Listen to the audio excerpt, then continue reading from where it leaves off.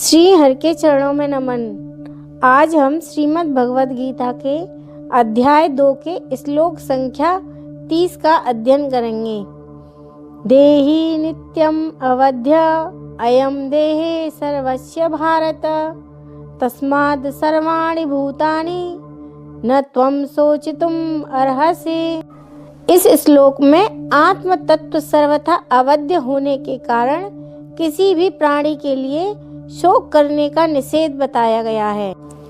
भगवान कहते हैं, भारत अयम देहि, हे अर्जुन, यह आत्मा सर्वस्य देहे, सबके शरीर में, नित्यम अवध्य, सदा ही अवध्य है।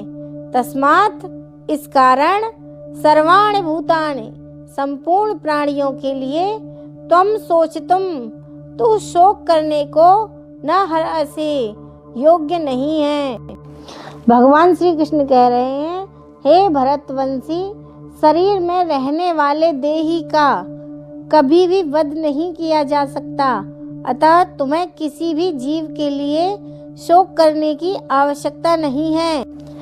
अब भगवान अविकारी आत्मा विषयक अपना उपदेश समाप्त कर रहे हैं। अमर आत्मा का अनेक प्रकार से वर्णन करते हुए भगवान कृष्ण ने आत्मा को अमर तथा शरीर को नाशवान सिद्ध किया है।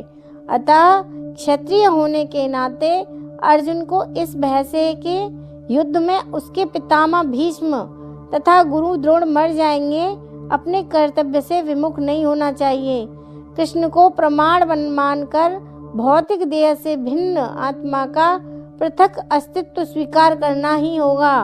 यह नहीं कि आत्मा जैसी कोई वस्तु नहीं है, या कि जीवन के लक्षण रसायनों की अंतःक्रिया के फलस्वरूप एक विशेष अवस्था में प्रकट होते हैं। यद्यपि आत्मा अमर है, किंतु इससे हिंसा को प्रोत्साहित नहीं किया जाता।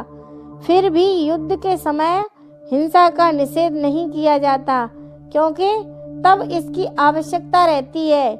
ऐसी आवश्यकता को भगवान की आज्ञा के आधार पर उचित ठहराया जा सकता है, स्वेच्छा से नहीं।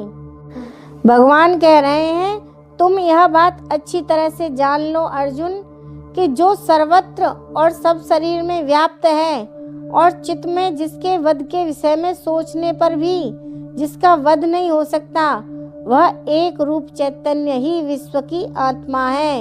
इसके स्वाभाविक धर्म से ये प्राणी मात्र जन्म लेते हैं और फिर मरते हैं।